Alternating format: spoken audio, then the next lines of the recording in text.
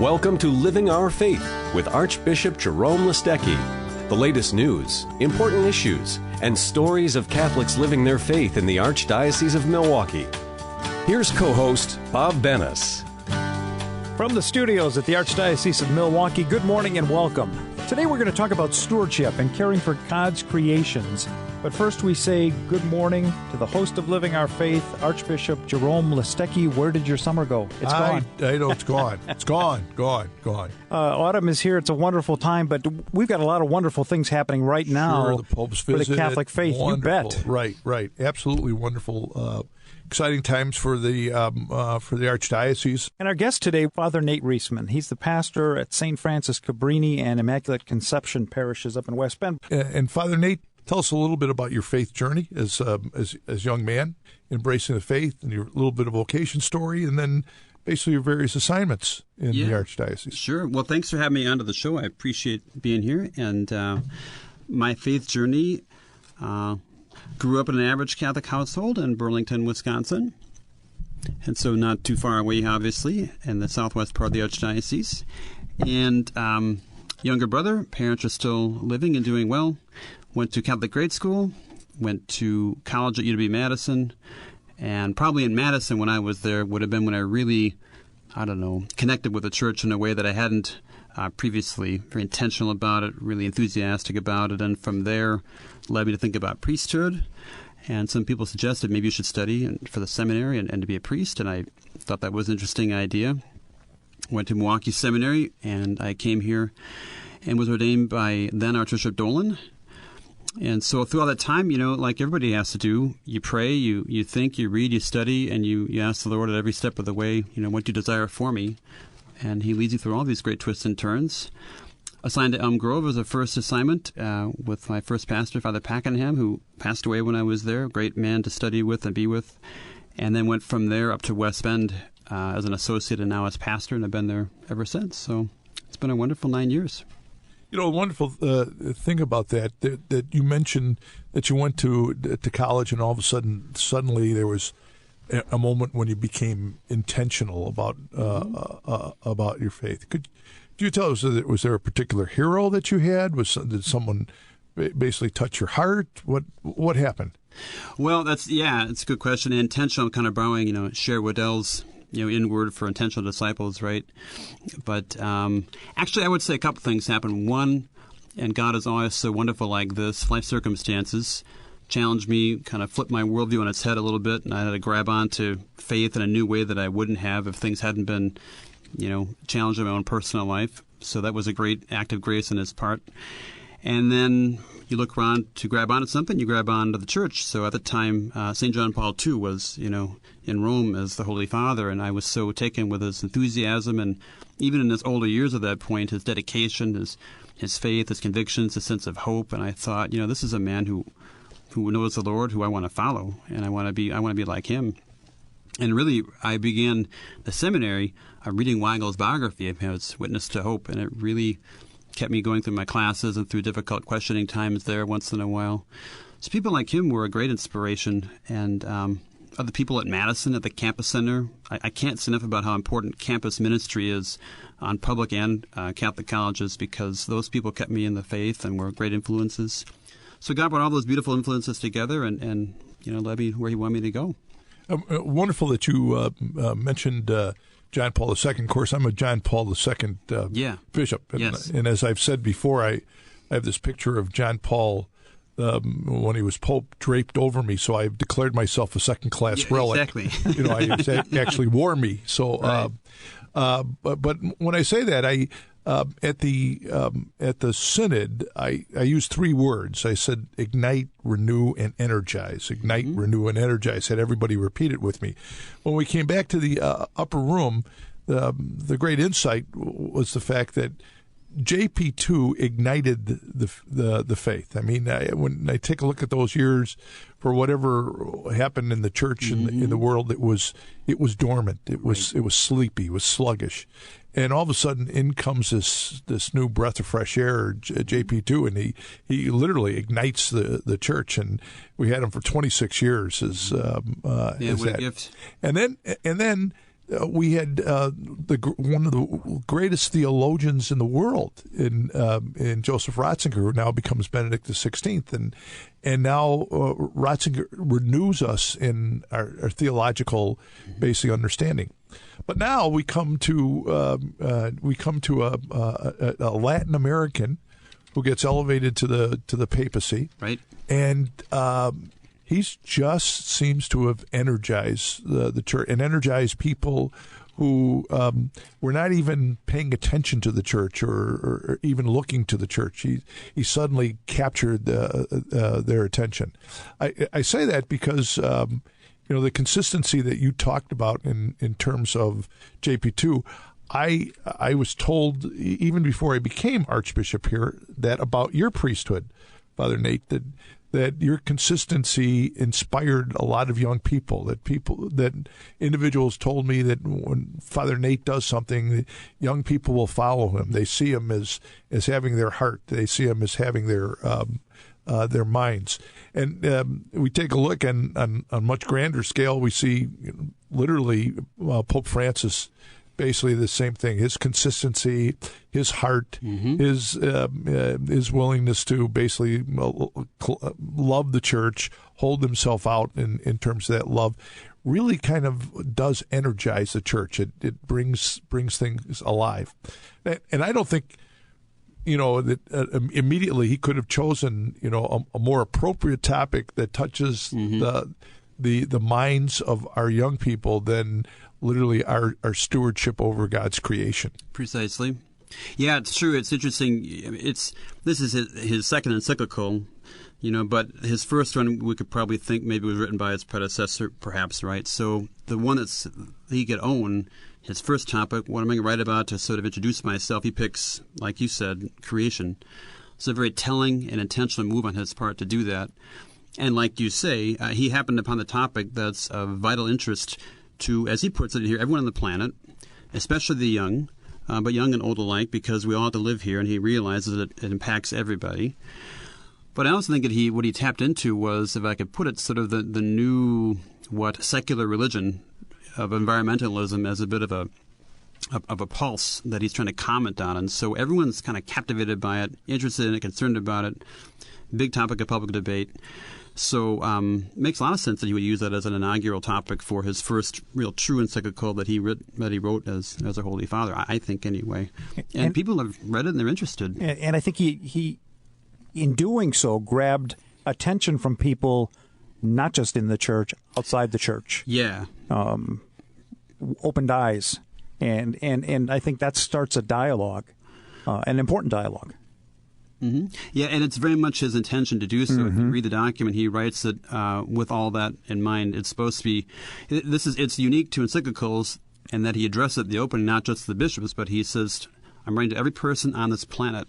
He's the first pope that I know of who've done that. Well, that's what you just said. He kind of makes a reference a little bit to his to one of his predecessors who wrote Pacem Terris, and he says very clearly, and to all men of goodwill.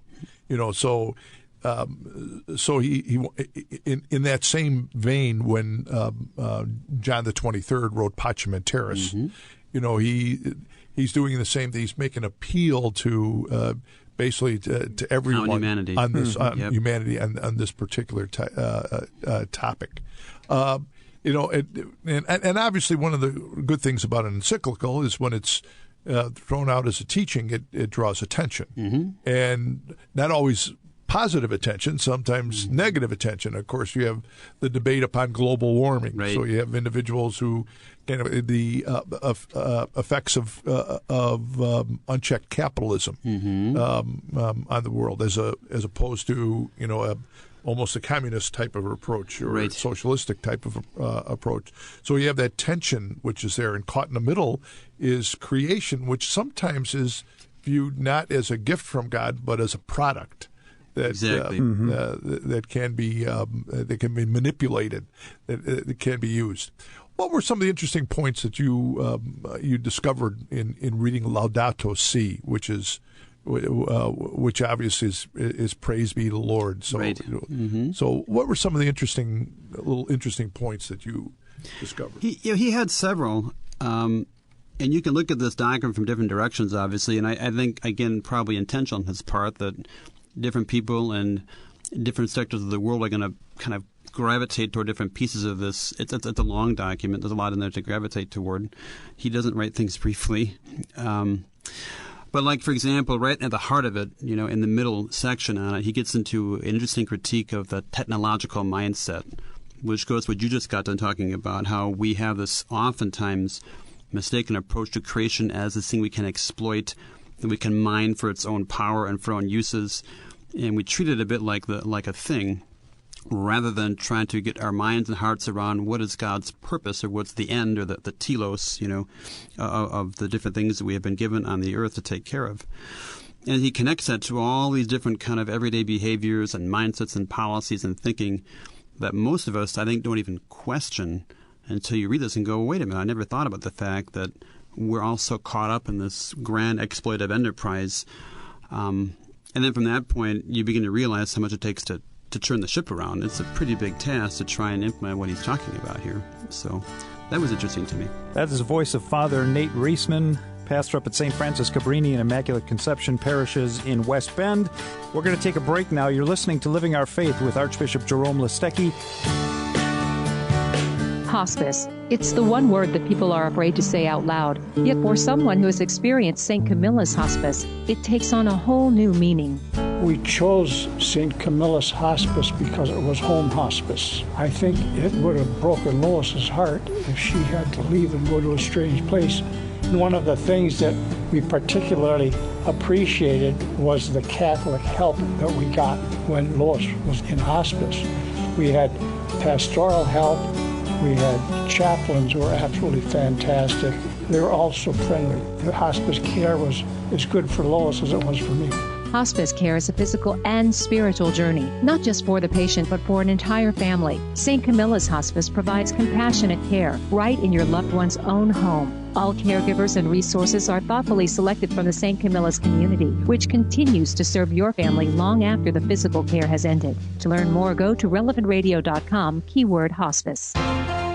On this weekend, as we celebrate the Feast of the Guardian Angels, good morning, I'm Grace David with headlines from the Catholic Herald and CatholicHerald.org. He came, he saw, and he captured hearts all across the United States. While Pope Francis returned to Rome on Sunday, the impact of his visit remained strong. For Sarah and Mike Larson, seeing the Pope was truly a pilgrimage. The couple traveled all the way to Philadelphia, along with their sons, Sam and Benjamin, to experience the apostolic visit for themselves. After a 15-block walk and long security checkpoints, they finally got close enough to see the Pope-mobile before Sunday's Mass. While walking and waiting, they met new people and prayed the Rosary together. Read more about what happened next in this week's Catholic Herald and at CatholicHerald.org. There's lots to do on the fall calendar across the Archdiocese, and coming up on Saturday, October 17th, it's the third annual Souls for Catholic Education Walk. Join thousands of students, parents, teachers, and alums as we walk together for tuition assistance. You can walk and raise money as an individual, you can rally your friends and family members, or you can join a team. Sign up today at CatholicSchoolsWalk.org. That's CatholicSchoolsWalk.org, and we'll see you on October 17th. For more Pope and U.S. recaps and pictures with our Catholic school students and Archbishop Listecki, visit the Archdiocese of Milwaukee on Facebook or archmil.org. I'm Grace David. Thank you for listening. We now return to Living Our Faith with Archbishop Listecki. Welcome back to Living Our Faith here on Relevant Radio. We're talking with Father Nate Reesman, and we are talking about God's creation and Pope Francis's recent encyclical. Can you set it up for us? Where is the Pope going with this? What is his plan? Yeah, no, thank you. That's a great question. His plan, and he says it in several places, is to start a worldwide conversation. I mean, there's already one going on, as you mentioned before, and I think he wants to steer it in a certain direction. So to that end, he divides this into different sections, and he lays out sort of an argument. And, opening section, which is the part that I think most folks kind of got a little ways into and just kind of put it down. If you didn't get past that part, it's a shame because the rest of it's pretty good. But his opening piece is just outlining, as he sees it, from scientific data right now, all that's wrong, in the oceans, in the air, in the rainforest, with declining of species and it's a litany of the woes of environmental destruction as he sees it through his lens. So he's trying to get people to understand that something is wrong and needs to be changed. And I think many people would understand that that's not a bad way to start a document like this. And then he goes in to talk about Genesis. What's the Judeo-Christian response to the fact that creation is being harmed? And so he lays out this sort of gospel ethic of how God had desired us to be in harmony with each other, with the whole created world, and in harmony with the Lord.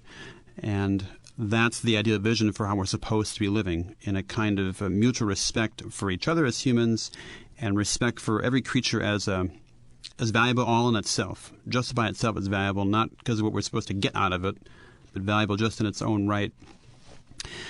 And then he goes on to talk a bit about, well, how do we get to this point? Well, how do we go wrong in our vision? I mean, obviously, the Christian community says that we fell out of Eden, so sin enters the world. But he says that somewhere along the way, he would put it maybe in the Enlightenment period or maybe just prior, this idea entered the world through even actually Christianity, that dominion meant we were supposed to have mastery over things in a way that served our purposes and our needs.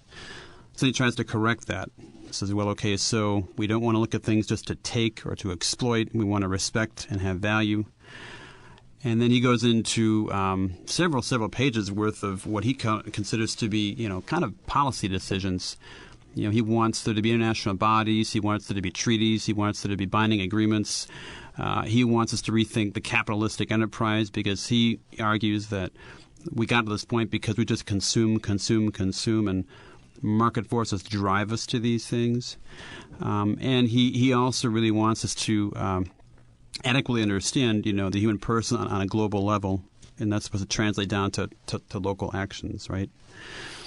And at the end, what he really gets down to, and I personally think he could have developed the end of it a little more comprehensively than perhaps he did. It's a question of, what does it mean for the average person, living in a country, living around the world, in America or in Brazil or in Australia, you pick the place. A lot of what he talks about is over our heads, because it's in the UN, it's in governments, it's in election cycles. So I guess I find myself at the end of it saying, well, what am I supposed to do? Right. And he kind of gets at it.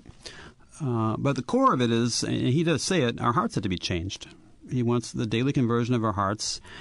And he says, a few places through it, and especially in the middle, the reason we're in this problem, in this predicament, is because our hearts are empty. The deserts of our hearts are creating the deserts of the world. And discontented people, ungrateful people, dissatisfied people with their hearts kind of sour and aching and caught up on ourselves, what do? We consume, because we're trying to medicate and feed something. So he says you've got to get at the root and let your hearts be taken with the joy of gratitude of the human person and of God's great gift of salvation. And the more that we internalize those things, then it begins to turn around, the situation that we're in. And we see it more clearly. Yeah. Mm-hmm. He does voluntarily, though. He says that what he does is he embraces those individuals who voluntarily choose to engage in a corrective in their behavior. Yes. Even though they can afford, because of their situation, they could afford to do to have the luxuries or conveniences of certain things. They forego that in order to embrace a conscious understanding of the need for good stewardship, of ecological balance. Yeah, exactly. And it goes in keeping with what you said, Father Nate, was the fact that he's encouraging kind of a change of heart. Mm-hmm. So I agree with you. I think the disconnect is the disconnect with the larger organizations. Mm-hmm. We can't control the governments. We can't control the United Nations. But I think he's kind of saying you can control yourself. Exactly. And in controlling yourself, you can draw attention, by your actions to the need to be a good steward of creation. Yeah, absolutely. I can't control the United Nations, Lord knows, but like you say, I can on a given day wake up and decide that I'm. He actually mentions an example in here: not go run the air conditioner, or I can walk rather than drive. I can.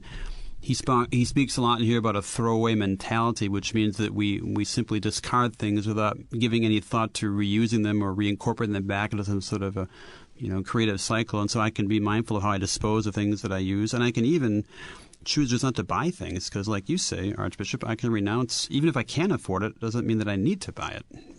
I'd be happier letting some things go. There are some traditional boogeymen that he's attacking. Consumerism. Yep.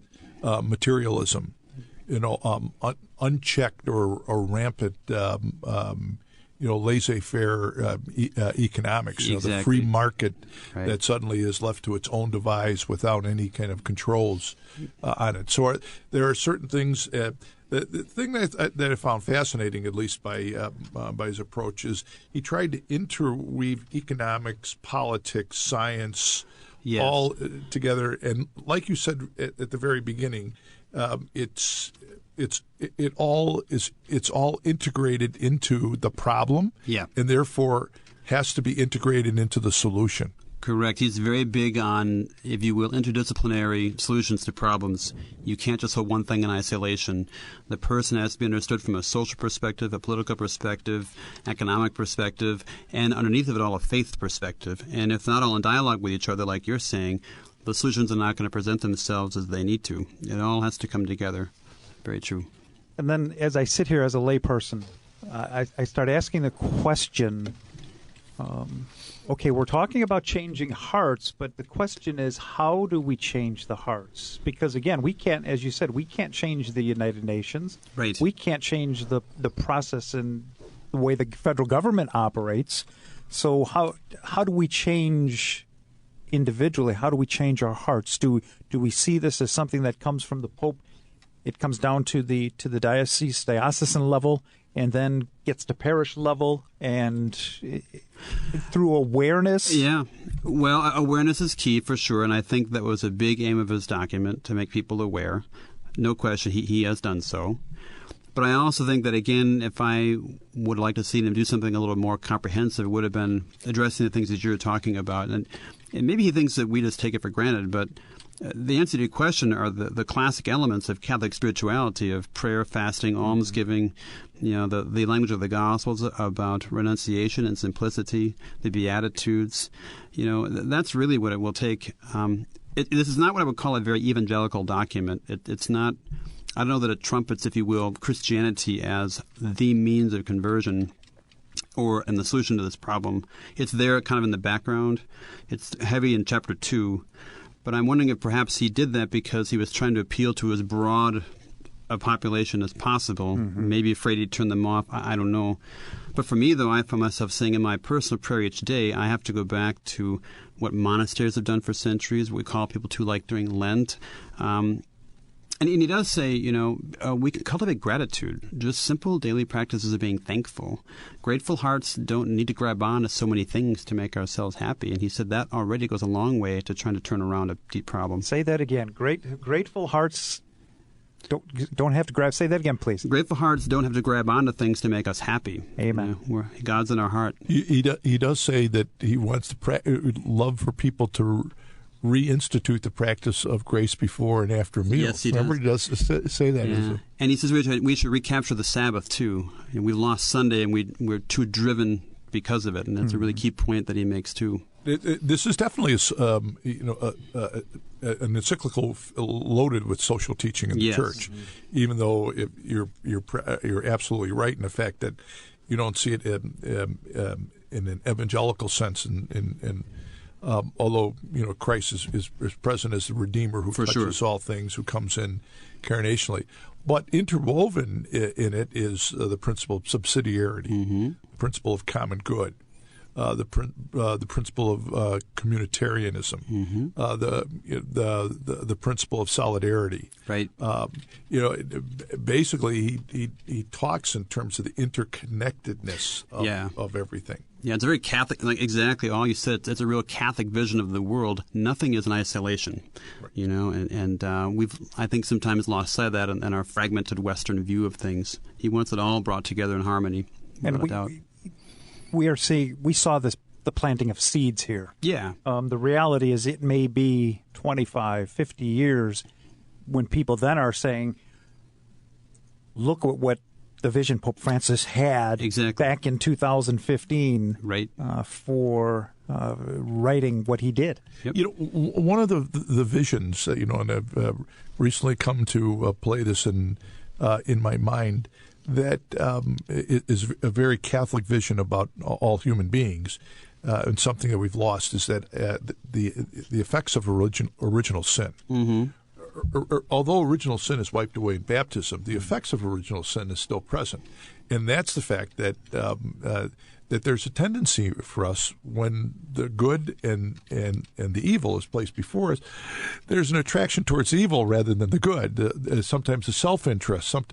If we could recapture that suddenly that vision of original sin, not always kind of thinking in utopian terms that everything's going to be great or that everything is evil and we need to enslave people. That I think we come to a much more balanced approach at the use of science, at the use of economics, at the use of sociology, and politics in our attempt to embrace whatever problems are before us. It's not all about me. Right. But in recognizing that, it's not a huge step to realize it's not all about me and start to make some minor changes without a lot of huge pain and sacrifice. Yeah. We're talking with Father Nate Reesman. We're talking about God's creation, and it's an exciting topic, and we probably could go for another hour and a half to 2 hours, but unfortunately we can't. We're going to take a break, and we'll be right back to close the show. You're listening to Living Our Faith here on Relevant Radio. Are you or a loved one struggling with age-related challenges? St. Camilla's Geriatric Care Managers are here to partner with seniors and their families to help manage the many challenges and transitions associated with aging and health care. Jean explains how St. Camilla's Geriatric Care Management assisted her father. People want to maintain their independence, and that's what he wanted. And that was the most important thing for him. However, at times he didn't know what was safest or best for him. And that's when we really leaned on care management. And they were able to help us so much. They were able to establish a trusting, caring relationship with my father. And we were able to trust and know that with their guidance, we would be able to keep my father safe in his own apartment. For more information regarding St. Camilla's Geriatric Care Management, go to relevantradio.com, keyword care. That's keyword care. We'd like to thank Father Nate Reesman for his in-studio appearance here with us today. Father Nate is the pastor up at St. Francis Cabrini and Immaculate Conception Parishes in West Bend. Father Nate, thank you. And You're welcome. We're going to close the show in prayer, if you would, Archbishop. Sure. In the name of the Father, and of the Son, and of the Holy Spirit. Amen. All-powerful God, you are present in the whole universe and in the smallest of your creatures. You embrace with your tenderness all that exists. Pour out upon us the power of your love, that we may protect life and beauty. Fill us with peace, that we may live as brothers and sisters, harming no one. O God of the poor, help us to rescue the abandoned and forgotten of this earth, so precious in your eyes. Bring healing to our lives, that we may protect the world and not prey on it, that we may sow beauty, not pollution and destruction. Touch the hearts of those who look only for gain at the expense of the poor and the earth. Teach us to discover the worth of each thing, to be filled with awe and contemplation, to recognize that we are profoundly united with every creature as we journey towards your infinite light. We thank you for being with us each day. Encourage us, we pray, in our struggle for justice, love, and peace. And may the blessings of Almighty God be upon you, the Father, the Son, and the Holy Spirit. Amen. Amen. I'm Bob Bennis. Have a wonderful weekend, and we remind you to see with God's eyes. This has been Living Our Faith with Archbishop Jerome Listecki and co-host Bob Bennis. Join us again next week for the latest news, important issues, and stories of Catholics living their faith in the Archdiocese of Milwaukee.